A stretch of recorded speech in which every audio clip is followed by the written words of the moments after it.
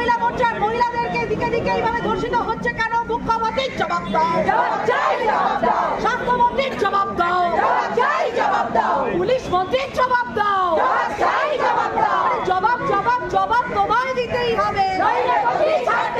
গতকাল রাতে হাওড়া জেলা হাসপাতালে কিশোরী শ্লীলতাহানির ঘটনার প্রতিবাদে মুখ্যমন্ত্রী হাসপাতাল সুপারের পদত্যাগের দাবি নিয়ে বিজেপি মহিলা মোর্চার হাওড়া থানা ঘেরাও কর্মসূচি।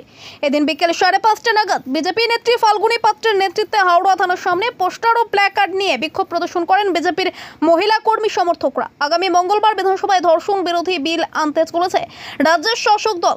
আজ এই বিলকে কটাক্ষ করে বিজেপির সর্বভারতীয় সহ সভাপতি দিলীপ ঘোষ বলেন, ড্রামাবাজি বন্ধ করুন।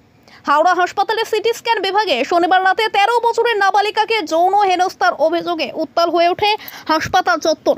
সকাল থেকেই হাসপাতালে গিয়ে দফায় দফায় বিক্ষোভ দেখায় সিপিএম ও বিজেপি। হাসপাতাল সুপারের চেম্বার ঘেরাও করেও চলে বিক্ষোভ। পরে বিকেলে হাওড়া থানা ঘেরাওয়ের কর্মসূচি নিয়েছিল বিজেপি। নবান্ন অভিযানে পুলিশের হাতে গ্রেপ্তার হওয়া বিক্ষোভকারীদের দেখতে হাওড়া থানায় এসেছিলেন বিজেপির সর্বভারতীয় সহ সভাপতি দিলীপ ঘোষ। হাওড়া হাসপাতালের ঘটনা নিয়ে সরব হন তিনি।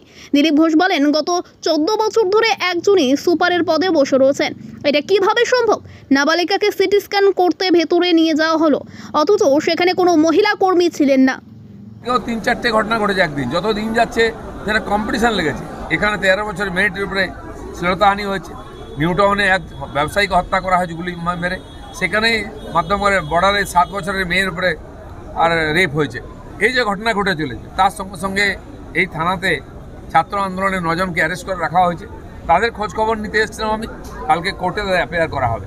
তো সরকার বিরোধী কণ্ঠকে বন্ধ করার জন্য, বিরোধী পার্টির লোকেদেরকে, বিরোধী আন্দোলনকে স্তব্ধ করার জন্য সমস্ত শক্তি লাগিয়ে দিয়েছে, পুলিশকে লাগিয়ে দিয়েছে, তাদের কেস দিচ্ছে, তাদেরকে জেলে ঢুকাচ্ছে। অথচ যারা খুলেআম মহিলাদের উপর অত্যাচার করছে, মেয়েদের উপর অত্যাচার করছে, তাদের ভালো করে টেস্টও করা হচ্ছে না। পুলিশ তাদের মধ্যে কেসও করতে পারছে না, অ্যারেস্টও করতে পারছে না, আটকাতেও পারছে না। এই 13 বছরের মেয়েটিকে হসপিটাল নিয়ে আসা হয়েছে। এখানে হাওড়া হসপিটালে 11 বছর ধরে 12 বছর ধরে এই সুপার এখানে রয়েছেন। কেন রয়েছেন? আর তার জানা সত্ত্বেও সেই মেয়েটিকে যখন মেডিকেল টেস্ট করা হচ্ছে, একজন যুবক করছে, সে টেম্পোরারি এমপ্লয়ি, তার বাড়ির কাউকে রাখা হয়নি, তার মাকেও বার করে দেওয়া হয়েছে। কোনো সাক্ষী নেই এখানে। বারবার এটা হচ্ছে। আরজি করের মামলা, সেই মহিলা যে ডাক্তারের বডি যখন টেস্ট হয় পোস্টমর্টেম, সেখানে তার বাড়ির কাউকে রাখা হয়নি, একজন টিএমসির নেতা ছিল। যত ধরনের বেআইনি কাজ করে মহিলাদেরকে উৎপীড়ন করার চেষ্টা হচ্ছে, তার জন্য বারবার রাস্তায় নামতে হচ্ছে। দাদা, টিএমসির পক্ষ থেকে সিবিআই এনকোয়ারি নিয়ে প্রশ্নচিহ্ন তুলছে, বলছে প্রায় 2 সপ্তাহ হয়ে গেল সিবিআই কেসটা টেক ওভার করছে, তা সত্ত্বেও উল্লেখযোগ্য কোনো অগ্রগতি হয়। তো তাদের কি যায় আসে? যারা 13 বছরে একটা লোকের ফাঁসি দিতে পারেন, 48,000 অপরাধ হয়েছে, তারা কোন মুখে বলছে 2 সপ্তাহ 3 সপ্তাহ? কোথাও লেখা আছে 2 সপ্তাহে করতে হবে? 4 দিনে ওরা কি করেছেন? সমস্ত এভিডেন্স নষ্ট করেছেন, এটা এফআইআর করতে পারেনি। সেই পার্টির লোকেরা যারা ধর্ষকদের সঙ্গে আছে, যারা সমাজ বিরোধীদের সঙ্গে আছে, তাদের মুখ্যমন্ত্রী যিনি সেই ধর্ষকদের এবং অপরাধীদেরকে আড়াল করছেন, তারা কোন মুখে বড় বড় কথা বলে? কার সঙ্গে এগ্রিমেন্ট করেছে ওরা? আজকে নাটক করছে, ফাঁসির আর কি আইন করবে? কে অধিকার দিয়েছে ওদেরকে আইন করা? মঙ্গলবার কালকে ওদের বিধানসভায় আইন আনবে, কি বলবে? সব ড্রামা বন্ধ করুন মমতা ব্যানার্জি। কোনো নারীর কোথাও নিরাপত্তা নেই। এই পশ্চিমবঙ্গ ব্যাপী সারা পশ্চিমবঙ্গ এবং সারা হসপিটালগুলোতে এই ধরনের ঘুঘুর বাসা। দীর্ঘদিন ধরে এখানে সুপার রয়েছে, সুপারের ট্রান্সফার হয়নি।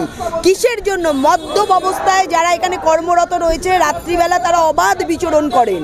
সেই ব্যাপারে এইখানকার সুপার কি ব্যবস্থা নিয়েছেন? একটা যেখানে সে সিটি স্ক্যান করাতে গেছিল, সেখানে কোনো মহিলা নার্স নেই কেন? এবং বা তার বাড়ির লোককে সেখানে ঢুকতে দেওয়া হলো না কেন? কারণ এরা জানে যে এই ধরনের ঘটনা এখানে ঘটে চলে। আমার মনে হয় সবার আগে এইখানে এই হসপিটাল সুপারকে ধরা উচিত, এবং যাকে ধরেছে বাঁচাবার জন্য তার দৃষ্টান্তমূলক আমরা সাজা চাই। এবং প্রত্যেক যে বিভিন্ন হসপিটালে যে ঘুঘুর বাসা, যে ধরনের বেআইনি কাজকর্ম হয়, যেভাবে দালাল চক্র রয়েছে, আমরা তার বিরুদ্ধে প্রতিবাদ জানাচ্ছি এবং প্রত্যেকটা দোষীর আমরা দৃষ্টান্তমূলক সাজা চাইছি। আমাদের মূলত দাবি, যাকে ধরেছে তার দৃষ্টান্তমূলক সাজা, এবং এই সুপারকেও এই আওতায় আনতে হবে। কেন সুপারকে এই আওতায় আনবেন না? কেন এই ধরনের ঘুঘুর বাসা 10 বছর ধরে একই হসপিটালে হয়ে চলেছে, কেন বিভিন্ন পরিকাঠামো এইভাবে ভেঙে পড়ছে? সেই জন্য এই দোষীর সাথে এই সুপারকেও, হসপিটালের সুপারকেও এর আওতায় আনতে হবে, এদেরও বিচার চাই আমরা।